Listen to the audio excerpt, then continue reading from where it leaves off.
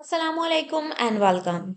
I am Yaru Jabi, and in this video we will explore file handling and various pattern matching methods in Python. In the previous lecture you learned about the implementation of conditional statements and functions in Python. By the end of this lecture you will be able to develop the skills to read from and write to different types of files in Python. You can learn techniques for matching patterns within strings and text data.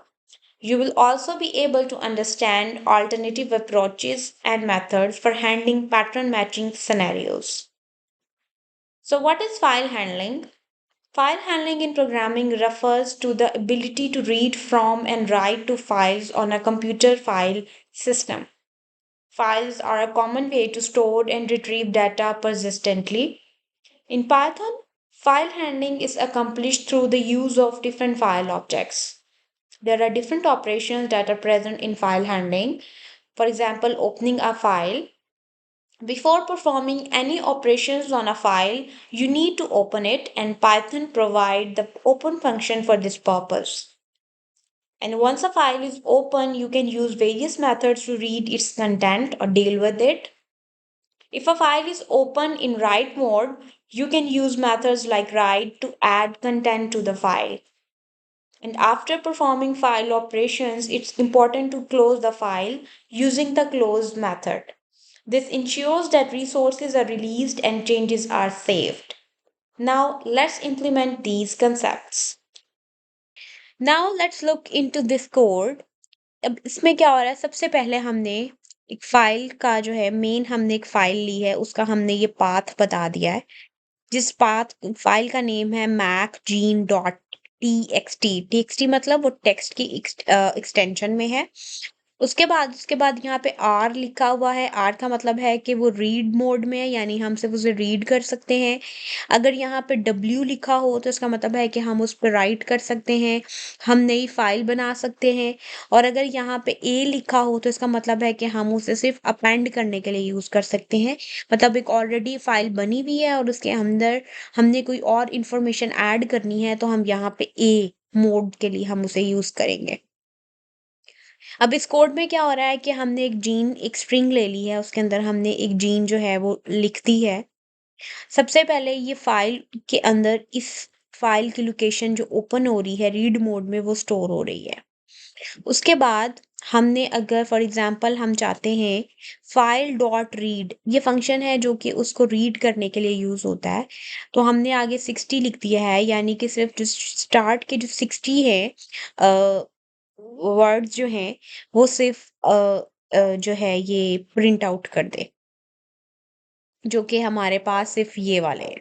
मतलब जो पहली line है उसके जो 60 words हैं वो उसने print करके यहाँ पे हमारे पास प्रिंट कर दिए हैं।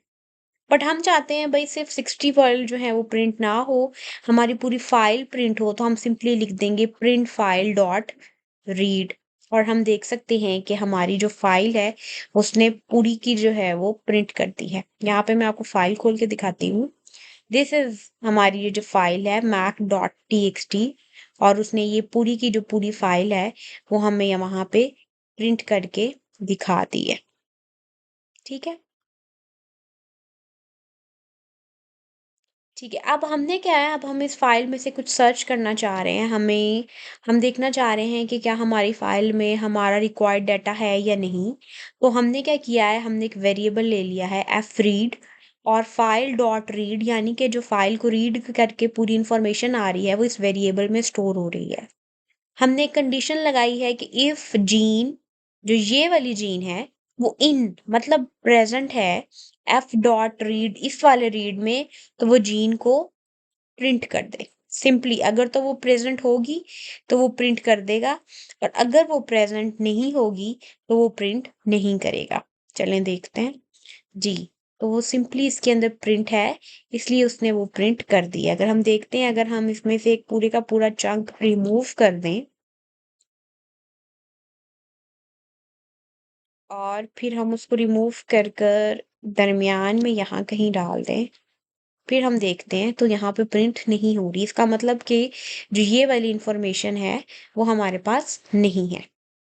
उसके बाद हमने क्या किया, कि हम चाहते हैं कि जो जीन हमारी फाइल के अंदर प्रेजेंट है, हमें उसकी लोकेशन भी पता चल जाए। तो हमने क्या किया, हमने लूप लगाई फॉर आई इन रेंज 0, 0 से स्टार्ट होगी, खत्म कहाँ पे होगी, लेंथ एफ रीड, मतलब जो भी इस फाइल की लेंथ है वहां तक ये चलेगी। और इंक्रीमेंट जो है वो सिर्फ हमने 1 का लगाया है। इसके बाद हमने जो अभी रिसेंटली कंडीशनल स्टेटमेंट्स पढ़ी हैं, हमने उसको यूज करते हुए if F read I ratio I plus lane, इसका क्या मतलब है, ये हमने एक जो है वो स्प्लिट करके स्प्लाइसिंग यूज की है। यानी इस वक्त आई जो भी है, I1 है, 2 है, 3 है, उसके अंदर क्या हो, ये जो जीन की लेंथ है, फॉर एग्जांपल ये 20 स्ट्रिंग्स हैं, ये 20 करेक्टर्स हैं, तो मैंने क्या कहा कि आई मतलब 2 है, फॉर एग्जांपल 2 के अंदर 20, यानी 2 से लेके 20 यानी 22 तक के अगर तो वो जीन ये वाली है, तो वो क्या करे कि उस जीन का नाम और उसकी पोजीशन फाइंड कर दे। और अगर वो नहीं है तो वो ऑब्वियसली कुछ भी प्रेजेंट नहीं करेगा, क्योंकि मैंने एल्स में कोई भी कंडीशन नहीं लगाई। तो लेट्स सी कि वो क्या करता है। उसने सिंपली मुझे बता दिया कि द फाइल हैज़ ये वाली पोजीशन, जो ये वाली जीन है वो पोजीशन 567 पे प्रेजेंट है। यानी ये वाली जीन में 567 वाले नंबर पर जो है वो हमारी रिक्वायर्ड जीन प्रेजेंट है। इस तरह हम और भी बहुत सी इंफॉर्मेशन जो है वो अपनी फाइल में से रिट्रीव कर सकते हैं। अब ये एक और कोड है, इसमें हमने क्या किया है, हमने एक और फाइल ली है सिंपल सी, उस फाइल को हमने रीड मोड में ओपन किया है, और फिर उसके बाद हमने एक और फाइल ली है, उसको हमने राइट मोड में ओपन किया है। यानी हम इस फाइल को जनरेट करेंगे और इसके अंदर कुछ इंफॉर्मेशन लिखेंगे। सबसे पहले हमने क्या किया कि फाइल रीड लाइंस का मतलब ये है कि ये बारी बारी एक एक पूरी लाइन रीड करेगा, और उसको हमने एक वेरिएबल में उसकी इंफॉर्मेशन स्टोर कर दी है। और हम दरम्यान में करा दिया है the fastest sequence present in this file are.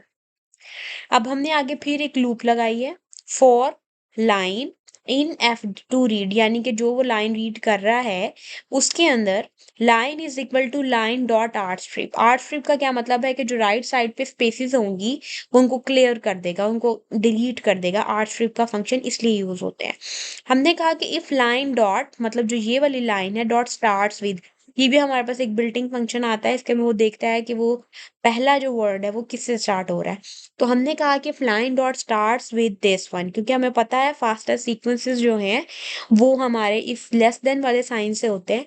हमने कहा flying dot starts with this print line, और फिर उस लाइन को राइट कर दो ये वाली फाइल में, और बाद में उस फाइल को क्लोज कर दो। अब हमने जो है वो ये वाली फाइल देखी है, ये वाली फाइल है। अब इसमें क्या है कि देखिए वन एक सीक्वेंस जो है वो लेस देन से स्टार्ट हो रहा है, दूसरा सीक्वेंस हो रहा है, 3 सीक्वेंस, थर्ड एंड फोर्थ।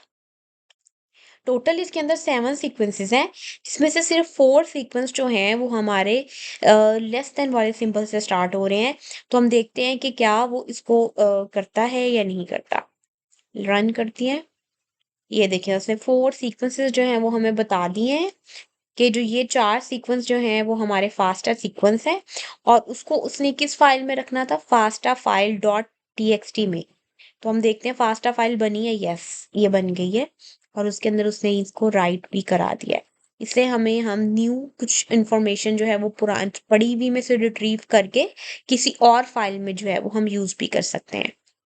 फिर हम इसमें कुछ पैटर्न मैचिंग आ जाता है, जैसे कि फॉर एग्जांपल हमारे पास ये एक डीएनए का हमारे पास एक सीक्वेंस है, जैसे हमने फाइल में से लिया है, हमने यहाँ पे एक स्ट्रिंग ली हुई है, हमने कहा ये हमारा मोटिव 1 है, ये हमारा मोटिव 2 है, ये हमारा मोटिव 3 है, और हमने कंडीशन लगा दी कि इफ मोटिव 1 इन, अगर मोटिव 1 डीएनए में है तो वो कहे द डीएनए हैज मोटिव 1, और अगर मोटिव 2 है तो वो कहे डीएनए हैज मोटिव 3। ठीक है, हम इसको रन करके देखते हैं।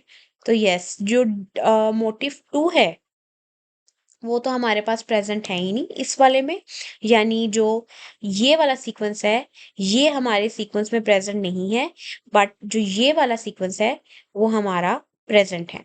हम ऐसा करते हैं, हम एक और कंडीशन लगाते हैं मोटिव 3 की, और फिर देखते हैं कि क्या हमारा मोटिव 3 भी प्रेजेंट है या नहीं।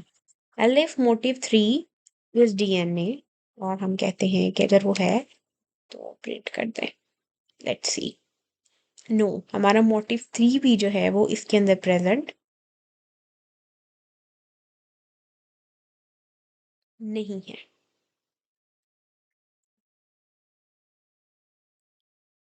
उसके बाद हम देखते हैं, अगर हमने सेम जैसे हमने फाइल हैंडलिंग में हमने उसकी पोजीशंस फाइंड की थी, इसी तरह हमने इसके अंदर भी स्प्लाइसिंग करके डीएनए का हमने वो वाली इसकी लेंथ ले ली, और वो वाली लेंथ अगर मोटिव 1 में है तो वो बताए कि किस पोजीशन पे है, और अगर नहीं है तो किस पोजीशन पे नहीं है।